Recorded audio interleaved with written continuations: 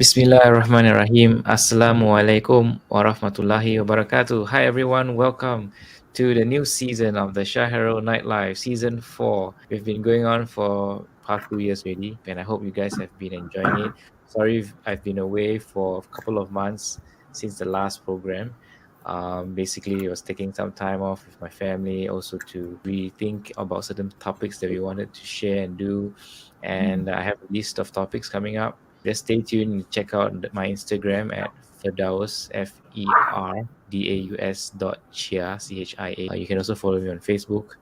But without much further ado, tonight it's a special night because it's a Friday night and we're going to reach Eid Adha, which is in a couple of days. In honor of this blessed month, I would like to share with you a revered story from his sister Iman Wong. She's Chinese, and how she came to embrace Islam. And hopefully, this story can inspire you to look at the religion and to see the beauty of Islam and how it actually calls people to it, inshallah, God willing. So, thank you again for those who tune in to watch the program. Okay, let's invite Sister Iman Wong. Assalamualaikum warahmatullahi wabarakatuh, sister. Waalaikumsalam, Brother Firdaus. How are you? Alhamdulillah, thanks for agreeing to come on the show to share your story and how you came to embrace Islam. So I'm very curious, before we begin, Sister Iman, what was your religion before? Do you have one, and what is your family and your background like? Oh, apparently Taoist, but I'm I'm a free thinker. I just follow what my parents used to tell me.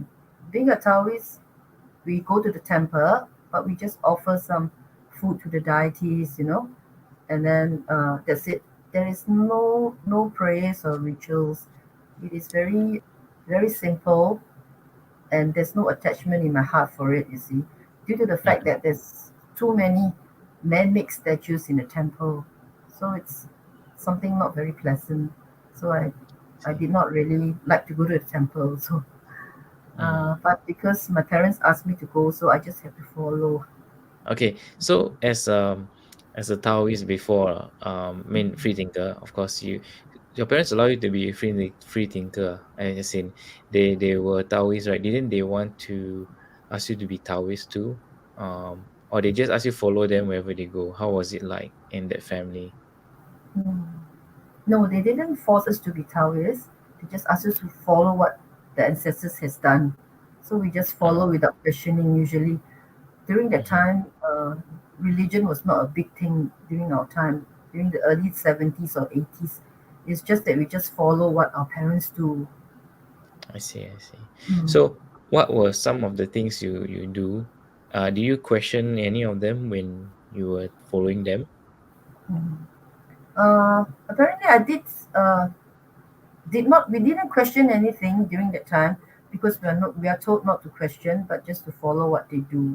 But do you have any questions in your head at the time? Like, okay, maybe you didn't ask them, but probably you have like, why are we doing that? Why did this? Do you have Yeah, any? Mm, yeah. I have some questions in my head basically because I was thinking that there is an existence of God, but I need to know where He is.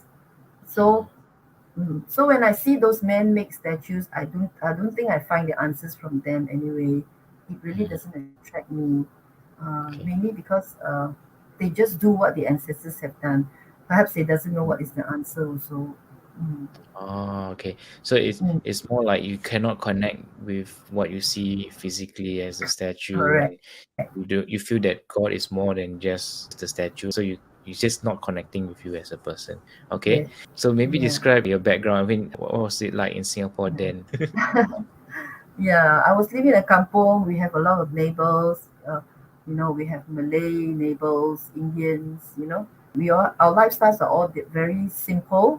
Yeah, none of us are rich usually, so it's very safe, and we don't close our doors also during that time. Oh, Uh, you don't close your door, so it's always oh, open. yes, correct.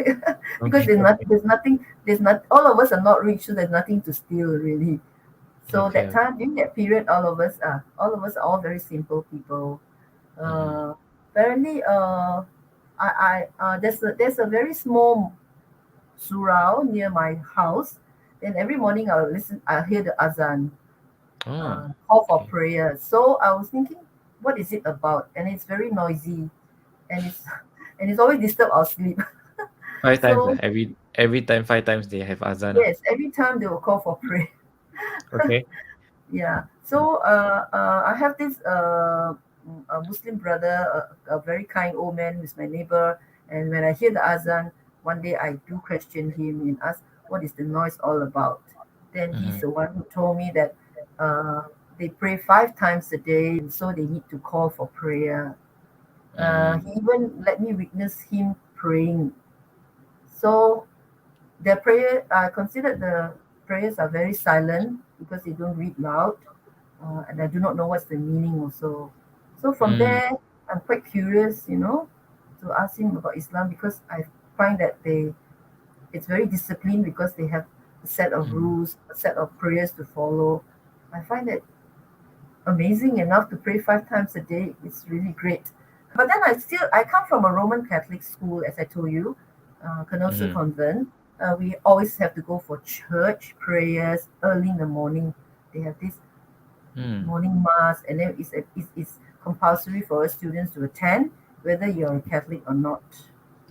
So Oh. most of the time, it's always prayers. They pray to Jesus Christ, yes, but they end up always singing some hymns. Oh, I love the Okay. singing part because I like to sing. So I sing very well during hymns. But then, Wow. when they said that you have to kneel down and pray, none of us got to sit and kneel down as we have to follow the rules of the school. It's not that Mm. we are attached to Jesus Christ. I mean, in the church, there's always this Jesus on the cross. We could see it Oh, so okay, okay. clearly every day. And there's Mm-hmm. the Virgin you next to it, you know. Mm. But But I don't then, think every Christian church have Jesus on the cross. Lah. I think only some lah. Catholic mostly, yes, right? in Catholic schools, yes. Oh, Mm. okay. But then we have Uh, to go because it's compulsory. If not, we get detention class. so my question to you is, how come your parents allow this? Because they are Taoist, right? Why they put you in a Catholic school and knowing that it's compulsory to do this, they're okay with that? And my father is a very strange person also. I do not know. I do not know why he put me in a Catholic school. Serious, I do not know. Mm. And during that time, is run by the British rule. He says that we can learn good English and we can find better jobs. Ah, So okay. my second language is Malay because Oh, that time Singapore is not independent at all. why don't So you take Chinese there? You got no Chinese class. there's no Chinese class. Oh. I do not know. My father don't want us to learn Chinese. I also don't understand. As I say, he's a very strange man. I don't know. I really don't know. Then he doesn't mind we all going to the church. I think he likes it. He always support the school. Apparently, when my grades are not very good, he will go and every year buy a basket of foods and send it to the British nuns so Okay. that they can be very kind to me in school. Mm, Oh, wow. mm. I see. So, in the school, there's also other non-Catholic students, I Yes, believe, not you there alone, is right? many of them like me who is not Catholics. Very Oh, okay. few. How is the school life like in a Catholic school? Can you roughly give us an idea how is it like? I should say the school are all run by British nuns. Okay. Uh, and also, we have foreign teachers from Sri Lanka and also from Malaysia. We Mm-hmm. have, and also we have, yeah, mostly the nuns are from UK. They generally are very nice, but they can get very strict because it's an all girls school. Mm, Especially our uniform, our uniform, we have to have, it cannot be a short skirt. Last time we used mm-hmm. pinafore, right? So make sure that it's clean and our shoes are clean. They are Okay. very strict on that, yes. Okay. And make sure Then that then our, for our hair is tied properly so that oh, it okay. doesn't fall on our face. Yes.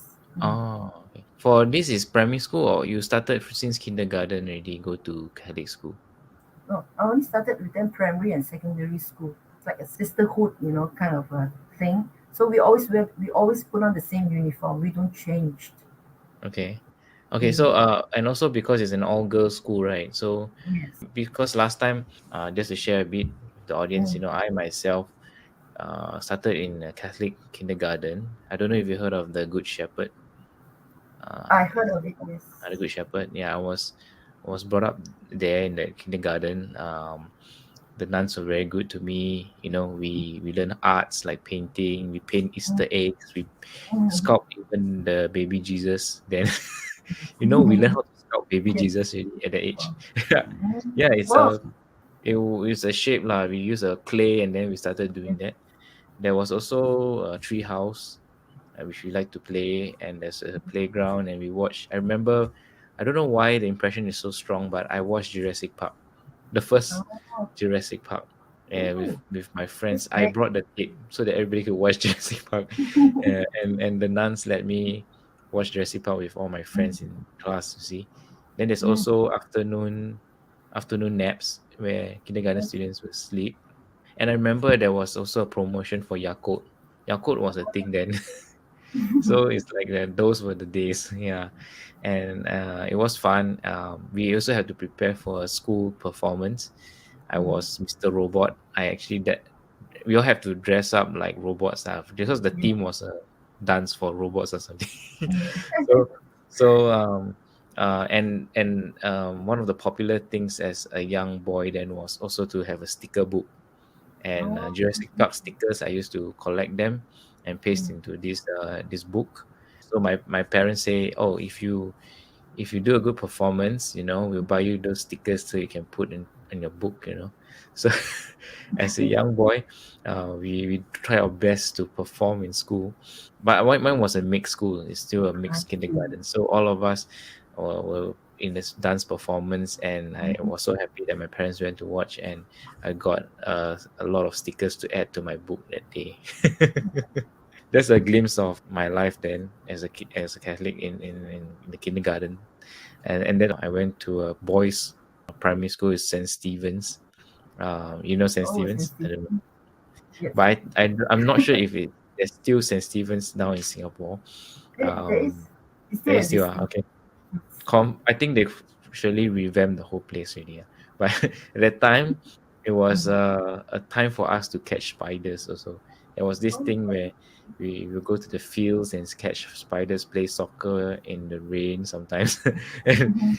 during recess, people are eating, right? We are playing soccer and catching tadpoles, and I would come to class one day full. My clothes are all full with mud. So my Chinese teacher got so angry. Say you Mm. go to the staff Mm. room and change into a new set of uniform. Yeah, I was that playful, I would say, because it was those young days where you want to get in the mud, play with nature. So it was I mean, like you say, we have to go to church, and there's also mass in the morning, and then there's a Holy Communion. But I didn't take because I was too young. But I Mm. mean, that was exposed to the whole series of what Catholic life was like, and Yes. I mean, I loved it then. But I also didn't ask myself much about what was I believe in, whether it's true or not, that kind of thing. Mm. Most more like, well, it's nice to be here and there's singing and stuff, so I was there. So, Mm. well, for you, was it also like that in your school? For me, how should I say? I enjoyed my primary days. The Hmm. teachers were nice. Uh, we are all treated. Uh, uh, the teachers are very kind to us. As I see, Hmm. the nuns are very nice to us. Then we during our recess time, we always get a cup of Milo. During the time, it's Milo and not Yakult. So it's Milo and some biscuits, and then we'll be very happy the whole day. Mm. And then That's yeah, primary days was fun because there's not much pressure on teaching. You see, it's mainly more on PE games. And the classes were pretty small, so we have mm, only about 17 students in the class. It's not a big class, so it's okay. manageable. But as soon as if I go up to secondary school, it's different. It's a different scenario altogether. Uh, Ah, yes, what is the difference then? the I mean, difference I've is not been to a girls' school, right? So I don't know what's a girls' school like.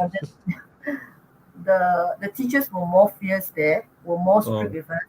Yes, because we have grown up. I mean, we are more matured when we go to school, and mm, there's many girls students are very rowdy, especially the mm, Eurasian girls. Oh my God, but we seriously, because we are Chinese, a little bit not so wild, but when Eurasian girls, they are very wild. Especially in my class, there are a few bad apples, always get into trouble, you know. Mm. But uh, we have they were here, or we have concerts, for the students to perform. Mm-hmm. Uh, yeah, and we have film shows where Oh. they, yeah, where we get to watch. You see, uh, Mm.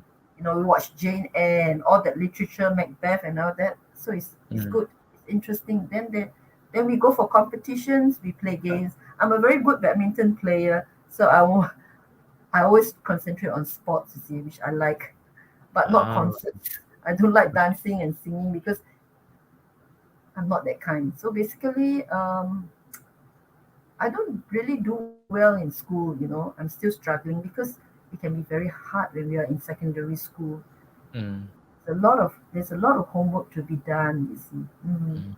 But Uh, did they ask you to go to church and become a Catholic then? mm, Did no, anything there? none of them wants to convert us to be Catholics. Seriously, none. Okay. But they Mm. just want us to go to church and sing the song and Mm. just fold our hands and pray together with them. I do not know what is it about. So we just follow because Mm. we does not want to go to detention class. Detention class means washing the toilet. So nobody Okay. wants to go. But then did you end up like, okay, you said you like to sing, right? In church. So Yeah. why did you thought of, becoming a Catholic then yourself? I think when I see the cross that Jesus died there, there's actually nothing that no feelings for it, no, nothing stir me up, you see. And Mm. because I find that the British nuns can be a little bit, they have two face, meaning that they can be so nice at the church, and then in the class they're different. So I Mm. don't, yeah, I don't find any sincerity, seriously. So I'm not attracted to them. It's Okay, just that okay. when we approach them, it's mainly we want to our studies, we want to do better, so we just have to talk to the teachers. Okay, so then like how did the noisy azan, which you hear 5 times a day, eventually drew you to Islam? I mean, you would have thought that that is something I don't want to or know, right? Because it's so noisy. Why would I go there? Right. Yes, I was talking, as I told you, there was this very kind old man who always Mm. explains to me what is it about, and then he was kind to give me. I told the old man, I said, I come from a Catholic school, but I'm not really interested in being a Catholic. So I'm just really searching for God. Yeah. Mm. Then I told him that in secondary school the studies are getting more difficult. I can Mm. get a bit depressed, because I'm not doing very well. Yes. And then he was like very kind to me. I says that I would like to. I know there's the existence of God, but I need to find which direction to go to. So he was Mm. very kind to give me the Quran in English translation by Muhammad Pictor. Uh, so when I open the book and I find the first verse, Al-Fatihah, which says, "Do show me to the right path." So I was thinking, probably it's like a awakening to me, something that kind of answer part of my question because I'm looking for God, you see. So Mm. I'm glad that it was answered in this book. So I find the book is very amazing, but it's very difficult to understand. It is it is like Shakespeare poetry. It's not really direct English. Mm. So the old man says, doesn't matter if you want to know more, you can go to Darul Akam, which is now called the Muslim Converts Association. So I went up to the association, and there was this the late Cikgu Zaini. He was the only English speaking ustad who's able to teach us Islam. So I Oh. went there to study. So I was happy that at least could understand Islam in English, you see, because Mm. most during that days they're all conducted in Malay. Mm. But I then my see. parents don't know. So at that time, your parents didn't know anything, like you just went and No. just learn on your own. Yeah, correct. Oh, Just went on my own, yeah. okay. So, So, uh, so what was your impression of Islam before, before you went to learn about it? as a Chinese, right? As a In the Chinese, yes. Taoist family, right? Oh, During sorry. our time between the 70s and 80s, Islam is a mystery to everybody. There is Sorry. nobody telling us serious. It's so mysterious. The Malay Muslims will keep to themselves, you Mm, know, and they won't tell us what is it about. And really, we really got no idea what is it about. Seriously. It's just that when unless I you go go and ask. to yes, I mean, it's only that I know Islam is what is it about is when I go to Darul Arkam. Oh, okay. Uh, Okay. but of course, firstly, when the Ustad teach you, it's always a set of rules. You have to pray Okay. 5 times, you have to fast and all that, basically. But Mm, the only very thing impressed to me is the Cikgu who teach Islam is a very kind man and very well spoken. I mean, when he speak very wisely and very mm, friendly person, more like an uncle to us rather than a teacher to us. So oh. we all like him very much. Very Mm, impressive personality. mm. Although Then I he's mean, did mm, did they allow you to ask questions in the Rakam then? I mean, yes, like I correct. was thought like the teaching of like I mean the generation before our time, right, would be more strict, right? It's about rules and what you should do and should not do, and they would not be so open to questions. But you mean this Darul Rakam then was very open to questions? Yes, it's very open because we don't only find we find among the converts there are many there are many Indians. Um, Also, there are many Western people who goes there and study. Not only us, you see Chinese, a lot of Mm, nationalities there. I Mm. see. So, Okay. after his teaching, he will ask us for we have any question and answers. A lot of us will ask a lot of questions after that. Mm-hmm. And yeah, and probably his teaching is only about 45 minutes. Then Okay. the rest is Q&A. Mm. So during your this journey of discovering about Islam, what struck you most about the religion? What made you fall in love with the religion? I can say that the mentor, I have brother Kamal. Then he's a mentor to me. He's a brother besides his teacher, and there's another sister Saiba, because they are very close to us converts. They always sit down and ask us whether we have any problems at home or at work.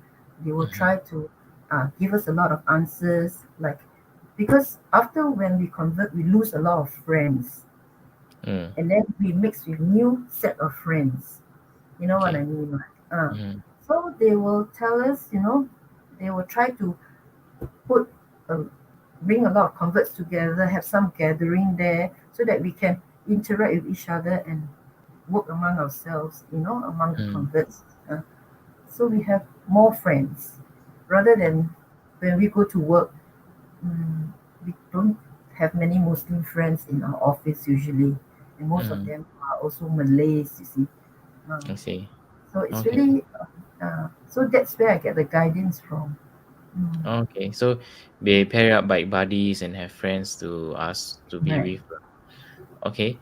So that's what attracted you to Islam, as in the buddy system, or was Yes. there something in the religion itself that you learned that got you attracted to Islam?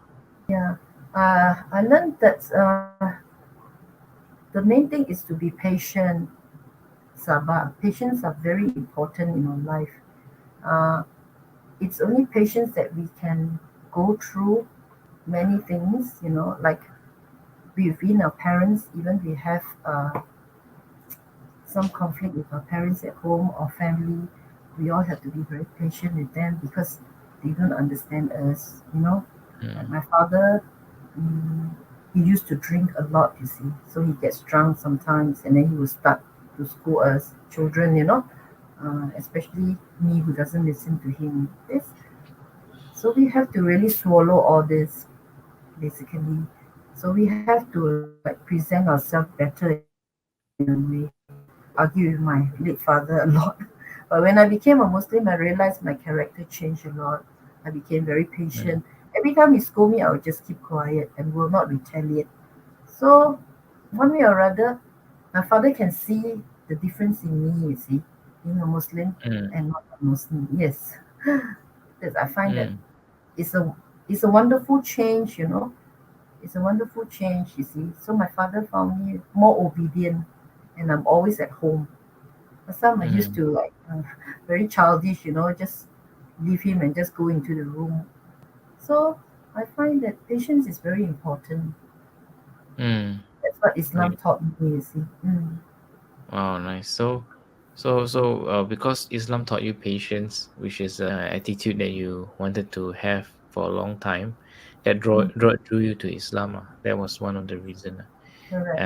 And of course, with the kind uncle who and the ustaz there, and also your friends who were there to give you the Mm. support, and that's why you felt that you had a community of people supporting you as well.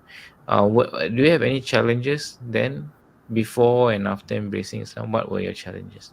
My challenges is my father. He says one day, accept me as a Muslim, but he challenged me to say that it would be best if you married someone of the same race, which is a Chinese. Mm-hmm. But please don't bring back a Malay or an Indian son-in-law for me. So I took up this challenge. When I was in Darul Akam, I was able to selected, you know, to join the youth Awami camp, a youth Muslim training camp in Taiwan. So I Mm. went. I was very lucky and I met my late husband there. Alhamdulillah. Mm. Your other husband is a revert to Islam, or? No, he's a born Chinese Muslim from Taiwan. So in order to make my father happy, I we were married, and Alhamdulillah we gave my father a grandson also. He was very happy. Oh. He was really very happy. He was so proud of my late husband because he's a Chinese. So I think that this is the most challenging time for me, you see. Mm, mm. But he was really happy. He died happily, like as I said. He has a grandson, and still carry the roots of Chinese. That's what old people used to think like this. You see. So I understand.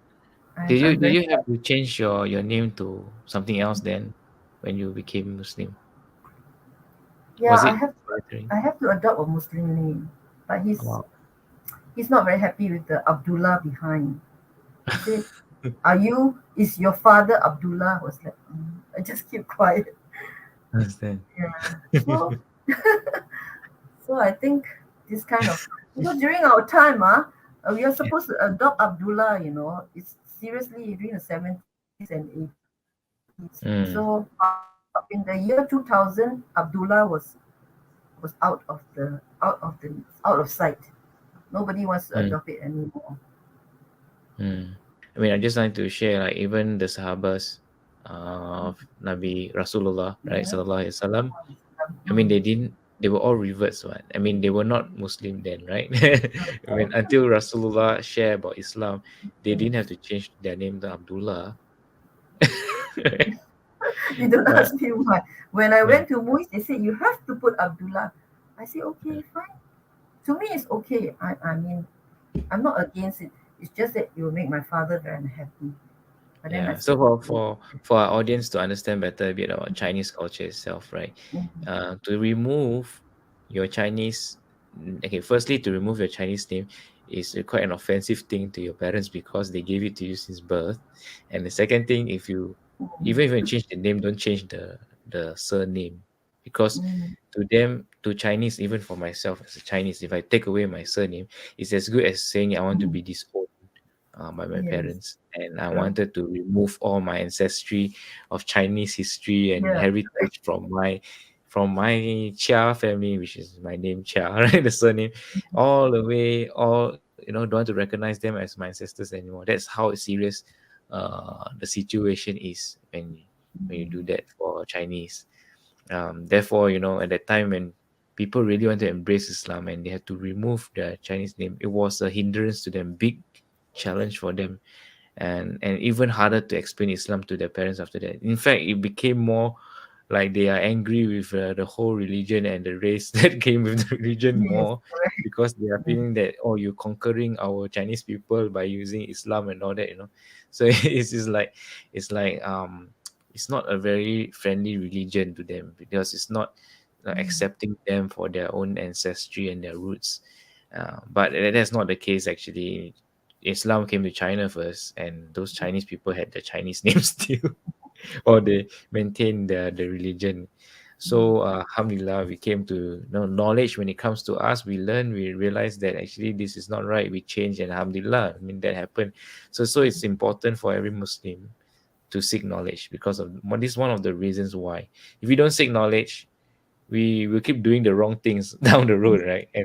And it might, draw people further away from Islam, and not, and make it an even more mysterious religion, like you said, when you first came to know about Islam. Yeah. yes, yes, Yeah, so continue. So the challenge of telling your dad that you want to be Muslim, and yes. then you have to find yourself a Chinese spouse. So you see, not everybody marry into the religion one. I mean, I mean, there's this saying here that people say, "Hey, you become a Muslim because of your wife, lah. You want to be a Muslim because she made you one, because you have to marry her, right?" But see, Mm. Sister Iman shared her story, and she embraced Islam of her own free will, and then she started to find a spouse later on. So, alhamdulillah, this is one of the examples of coming to Islam, not through marriage, but through knowing the religion first. Yeah, Yeah. alhamdulillah. Alhamdulillah. So okay, then your husband from Taiwan. So did that, give him like inkling to know more about Islam, your father? Did your father like, oh, actually he got Chinese Muslim? My father, he's only happy that he's a Chinese. That's all. Hmm. He doesn't want to know anything about the religion. I see, I see. Ah, that's the most important because his surname is Lee, so he's very happy. He says, "Oh, like Lee Kuan Yew and all that." He's more on correct. His old Lee family. He's more Hmm. on. It's nothing on religion. It's more on the roots, Chinese roots that he want to maintain. So he's Oh, really so very. if at that time, just curious, if he Mm, didn't have to change his surname to mm, Abdullah, would he mm. embrace Islam? I mean, just out of the, My father, yeah, I'm curious. I don't think he will. As I say, he in during that time, all the Chinese minds masuk Melayu, become Malay. That's what they only Hmm. see. They Today don't see same any. lah. Today same. Today still people Yeah, still that think this. today it's like a stigma, no. You just cannot remove that. I do not know Mm, why also. Till today, mm, till today, there is still this stigma going on also. I also don't know when is it going to end. Uh, mm, Basically I'm worried for my grandson also. You know what I mm. mean? He has he has a Muslim name, right? And a Chinese name, Ali Lian. I also don't know how is he going to explain in school. Ali Lian I, ah. Nice. yeah. I also don't know how is he going to explain because when I have my son, Malik Lika, when he goes to Mm, school, the Chinese will say, "You have a Chinese name, huh? But how come you have a Malay name?" Question mm, mark is because the Malay say, "Yeah, you have a Malay name. How can you have a Chinese name behind?" So both are not his friends. He come back and tell me what happened to me in between. But I as a mother, I also don't know how to explain. I just Then say maybe you can start with Malik. Malik is a Arab word. It's not a Malay word. uh, I just say tell them you're a Chinese Muslim, finish story. I also cannot, I mean, Mm, cannot tell you what is the correct answer. All you get to tell them is so now he goes everywhere, he says, I'm a Chinese Muslim, I'm a Chinese Muslim. That's all. mm, I see. They do have this kind of problems in school, Yeah. So It's, that's why it's so important to, in yeah, that's Singapore, why. actually, we have a lot of Chinese born Muslim also, and also Chinese reverted to Islam. In fact, Mm, we mean like Hui's Cultural Association, just want to mention them here. right. I've been helping them because they are the only group of Chinese Muslim that I know lah, like a lot of Yes. Chinese Muslim. Mm, And because of going to look at Ustazah house and knowing all this, Chinese mm, Muslim, I think to say, oh, actually, there's a whole group of us here who who Yes, still correct. maintain the roots, and have Mm, even spouses that are Chinese, and all that. They mm, keep their culture and heritage. And I was surprised to see even the Chinese calligraphy of the Arabic words written in the Quran, display in the house as a frame and all that. So all that is so rich in the Chinese culture, and how Islam and Chinese culture weave mm, together, and they mm, can coexist in such a beautiful yes, manner. So you can see your culture as a Chinese and mm, Islam as one, and it doesn't feel like an alien where it's Melayu only. you know, in Singapore it's like Melayu only lah, or maybe even Malaysia. I think they think it's Malay only. correct. When you actually open your eyes, go and see China, even the places in China and those where there are Muslims, you will start to see and feel the origins of Islam Mm, in your Chinese culture as one. So it feels so strong, and it's just beautiful. So I encourage you, for people who are interested, go and Google even about Chinese Islamic art, Chinese Islamic culture and all that. Or come to Hui Hui lah, just go and see see the people down there and talk to them. Yeah. So from this point on, okay, how did you eventually take your shahada? I took my Shahada is because, um, as I told you, my teacher, the late Cikgu Zaini, he was very supportive and he Mm-hmm. encourages me. Since you are 21 years old and you are able to embrace Islam out of your own free will, it's best if you're ready to take your Shahada, you should take. I mean, he talked with much wisdom, you see. So I was convinced and I went to take my Shahada. But Mm, before I took my Shahada, I told my late father that I'm going to be a Muslim. He's not happy, of course, but I just have to inform him. So I went to my Shahada. mm, Things did not get better after that, even if I took my Shahada. Uh, I was trying to learn Islam very much because there's some questions which my parents asked me, you know, and you can't answer. then I really cannot answer. Yes, why cannot take pork lah? You know what I mean? I Mm, still sit at the same table to consume food. I just don't touch the pork, you see, mm, for the understand. initial start because as you're staying with your parents, you just sometimes have to got to Understand. compromise some of the things, you know. Yeah. And already, I mean, food is a language itself. Yes, correct. Yeah, and especially in Chinese, Mm, food is the way to connect and bond with the family. Why? right. Because in China, when people were much poorer back then, Mm, um, food is a staple, like something to feel warmth, and it's also a yeah, way to feel that you have sustenance. So yeah. when they enter a home like a friend, the Mm, Chinese greeting is not just 早安, good morning, or mm, 下午好 or something. It's mm, usually 吃饱了吗? yeah. They Right. ask this question, have you Correct. eaten, more than Mm, they ask like a good morning and all how's that, your because day? Yes. yeah, because that sounds more intimate, or the way you ask will sound more like you really care for the person. So Mm, therefore, when you ask that question and the person said, "Yeah, I've eaten," then they feel that you care for them, and therefore they feel there's a closeness and a bond towards you lah. So that's why food in Chinese culture, at least, it is like a way to bond the family. That's why when you are Chinese and you become Muslim, suddenly you don't sit at the example. Some people don't sit with your family at the table, even though you're eating halal food. They will feel very, very offended, also like very mm, sad mm, or disappointed. Yeah, that's the word. So like they feel like, wow, I mean, I have this daughter for so many years. mm, Suddenly she become Muslim, then cannot sit with me, you know. Then mm. not only cannot see me, change to Abdullah. So this one, the father is Abdullah sitting beside. you know, what I mean? It's just so hard to feel the love of your own daughter, which you had before, taken away. Right? That's how they feel. Yeah. So you have to understand. Um, Even if we want to share about Islam or make changes to our own life, because we found a Mm, religion that speaks to us, there has to be a way to ease into it also. And therefore, that skill of easing is not easy to learn, and it's also somehow you need to have some wisdom behind it, and you need to you need to try and error also, but you have to do it in a very cautious and careful way. So that's what even for me as a revert, right, before, some of the things that I learned to be more watchful, with my parents also. Yeah, although we can be transparent and talk about anything under the sun with your parents, but of course there are certain boundaries you must slowly cross. You cannot just straight away cross. They will get very shocked, that this is the change.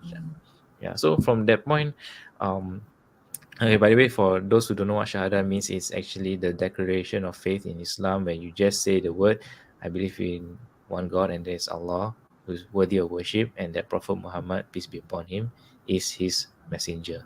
So that in Islam is sufficient enough for you to be a Muslim. Yeah. Once you say that and you declare with your heart and you believe in that, you're already a Muslim. So my question to you, sister, is, why do you need a religion? I mean, I'm curious because some people say you can just be atheist or just live your life happy. Why do you need religion, right? Is there an answer for you at that point? Why you need religion? Mm. Yeah, I think everyone needs a religion or a disciplined life. That's what I felt, you see. Mm. Mm, Because in life, we know what is right and we know what is wrong. I mean, we can differentiate, but mm, we have to know that there's a superpower behind all this good and bad. It's not that it's just dropped from the sky. So the logic is we see the sun, we see the moon. I mean, men don't create sun or moon or the wind or the mhm, clouds. There must be mhm, some superpower behind it. So I believe that there is a God existing, which is very important. mhm, So when we have a God, we become a more fearful person, meaning that if we want to do a bad thing, we will always think so many times. You know what I mean? We will reflect more. So we won't do any bad things. That's how I mm, felt that religion is actually very important to any human being, be it Islam, Hinduism, or Buddhism, because all of them all teach good, everybody mm, to do good deeds. None of them teach any bad deeds for anybody. mm. Of course, it's different now. It's a cult or something. So I felt it's really very important I to have understand. Beautifully said. I think you describe it very very well. mm, But just to add on, to add on more to what you say, regarding structure, right? So for mm, our audience out there, people always ask, why do you need religion, right? mm, This is a good question, but you have to think, okay, look at this. As an Olympic athlete, right? Athlete, what is their goal in life? What is their purpose in life? Like people ask me, what's your purpose in life, right? So what's the purpose of an Olympic athlete? The purpose of an Olympic athlete is to reach his gold medal. yes. Whether you are a swimmer, whether you are Mm, whatever lah, basketball player or anything, your goal is to be the top, the first, mm, the mm, ranking of the first, right? You yes. represent your school, you represent your nation or what. You want to reach that gold medal, and that's their sole purpose. And to reach that, what do they do? The Olympic athlete have to put themselves under training and rigorous training Mm, so that they can constantly be the best. And that rigorous training is a form of restriction, a form of structure that they have to put in their life. If without this structure, without the rigorous training, you can never be the best Olympic athlete, mm, because it doesn't fall from the mm, sky, right? You cannot say I want to be an Olympic athlete, I just become one. Talent can get you only so far, but it's with talent and with practice and with the belief and everything that comes together, then you reach your gold medal, right? So so you see, even Olympic athlete, the understanding of that can also help you understand why we need a structure in our lives, why Muslims put ourselves through 5 daily prayers. Why? Because our understanding of our purpose in life, mm, to reach Jannah, heaven, to reach the mm, ultimate goal in our life, we need to do a set of things. Have that structure, the prayer, the fasting during the month of Ramadan, saying the mm, Shahada, and all the 5 pillars of Islam. To do a zakat and go to Hajj. These are what God have prescribed for mankind and told them. These perform these 5 Buddhist prayers, and then you can reach your gold medal with this Jannah. So this is simply to put why Muslims, 1.6 billion Muslims in the world fast during the month of Ramadan. I mean, can you look at anyone and ask them, hey, you got a whole people fasting together during the month of Ramadan?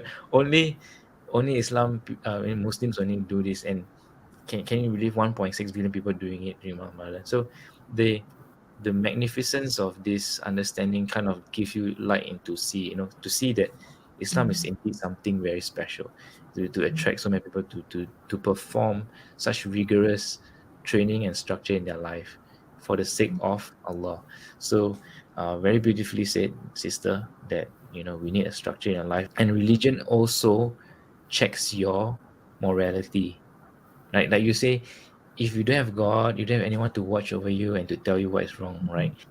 Means you have no God consciousness. They say you don't think about, reflect about things. And wait, what if I'm being watched now by someone? It's a check and balance and accountability that is created by the divine, not by man. So God has the ability to see things that are seen in this world and the unseen. So he can see everything that's going on. Man can only see what is before him, but not what he can't see in other dimensions, and so on and so forth. So God can see everything, and therefore when you ever want to make a mistake, oh, nobody's looking lah, it's okay lah, just take that piece of bread from your friend's plate, for example, or something. Yeah, but if God speaks to you and you feel connected to God, and you know that God is saying no, that is not right, you will naturally tone down on your immoralities, and that itself is a check on yourself. So you become a better citizen, a better person, a better family member, a better friend, because you now know that someone is actually watching. I think what you say, the two important points: structure and a check on your morality, and that's why religion is there to help people to achieve that success. Very beautifully. So anything to add in terms of an advice to fellow reverts, or people who are interested in Islam, or people who are Muslims right now? Anything to add to our conversation tonight? Main thing is to all new converts, you just put your trust in Allah, and everything will fall down naturally in place. Because life still goes on, you see. I mean, trials and turbulence all will comes in as a test. Because every day we are tested. Mm, Mhm. we only will stop be tested till the day we pass on. So that's my advice to all converts. Just be Mashallah. patient, and more patience will come to you. And pray Mashallah. everybody will go to Jannah, inshallah. Inshallah. Thank you so much, sister, for sharing a story on the month of Zul Hijjah. And it's also beautiful that in the next few days we're going to have Raya again. Ladies and gentlemen, it's not a new year. A month of sacrifice for Muslims. So it's the remembrance of what our beloved Abraham, Prophet Ibrahim, alayhi Yes. salam, when he was obedient, when God commanded him to Mm, sacrifice his son at that point, and he just listened. But just when he was about to do it, Allah stopped it from happening and swap it with a sheep instead. And that story is beautiful because it's not about what's going to happen after you kill someone, which didn't happen. He didn't kill anybody in this story. It's about man's obedience to God and the triumph of good over evil. When he was going to bring his son for the so-called sacrifice, right? Shaitan, actually came to tell him not to do it. Why are you doing this? Are you sure you want to do this? And he has to always keep going forward with the plan that God asked him to do. And he basically told the devil to go away. So the story of how man overcome his temptations or his confusion, by the devil to ask him not to do something that's right, that's commanded by God. He kept going on despite the fear of not knowing what will happen, right? I mean, your own child is lying on a table ready to be sacrificed. And the beauty of it is even the son was willing to do it. So, you have Ishmael. Ismail, who is the son of Abraham, was there at the sacrificial table, and he even instructed his dad what to do. He would even ask the dad, you should face me down so that you won't see me struggle, or anything, and he can just straight away do it in one swoop, and everything will be fine. And he tell his dad, because I understand you're my father, you'll feel sad, of doing this, and don't want you to see any of the gruesome part of this, right? Because it's still a sacrifice. So he said, I'm willingly giving my life for God, and this is why you're commanded we should follow. So even the son is a prophet in Islam, alayhi salam, Ismail, and therefore when Prophet Ibrahim was about to do it, Allah stopped it, and just swap it with a sheep instead, and told him that you have passed the test. So it was a test from God, and man's triumphed over evil. So this is a victorious moment for man, because from Abraham came two nations afterwards, the nation of the Arabs and the nation of the Jews. So Alhamdulillah, this is the story behind Eid al-Adha, if you want to know. And it's actually called the biggest celebration in Arabic. Eid al-Adha is the biggest celebration versus the last Hari Raya we had, which is Eid al-Fitr, which is the month after you fast.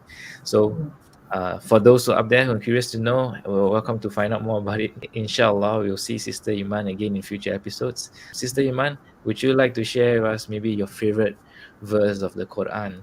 It's still my favorite verse is still Al-Fatihah, which I Mm, really, really have to be thankful that I have that this verse has given me a great awakening, you see, which I mhm, discovered Islam, and it really touched my heart. And that is the best verse that I have read in the Quran. It should be always the best. It's for mm. everybody, and it has I lots find of I meaning find in it. I find it's beautiful that you Mm, you said you wanted to find God mm. and you needed guidance, right? That was what you said. And Yes, then you correct. said you went to look for this uncle, and he Yes, showed you correct. the Quran. And the first thing Correct. you see was, please guide us to the straight path in Correct. Al-Fatihah.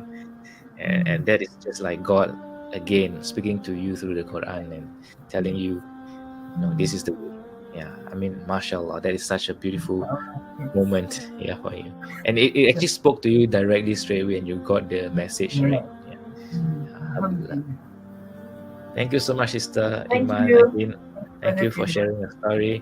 And Uh, so, to all our viewers out there, if you like watching Shaherald Night Live and want to have more stories, I will invite more viewers to come. Drop me a message on Instagram or Facebook and say you want to share a story. I'll be happy to put you on the show so they can inspire more people to see the beauty of Islam. Once again, you can check me out on Instagram. It's Firdaus.chia, FERDAUS.CHIA. Sister Iman, you have any social Instagram or anything people can find you? Do you have you no? can drop me an email, Iman Email. Wong. Yes, Okay. IMANWONG Mhm. 1958 at Mhm. gmail.com. You can always drop me an Okay, email Iman Wong. if you have any questions or if you want to know more about Islam. We love to Mm. hear from you, inshallah. MashaAllah. So Yeah. Sister Iman is here to also open up and Mm. share with you more if you are curious to know more about Islam. And inshallah, she can help you out to find the way. And yeah, so do check out Shaherald Nightlife on the Shaherald channel on YouTube. It's SHAHERLD. You're tuning in tonight. Thank you for listening to our stories, and looking forward to inspire you more with more stories in the weeks ahead. Assalamualaikum warahmatullahi wabarakatuh. Walaikum Good salam. night. Bye. Good night.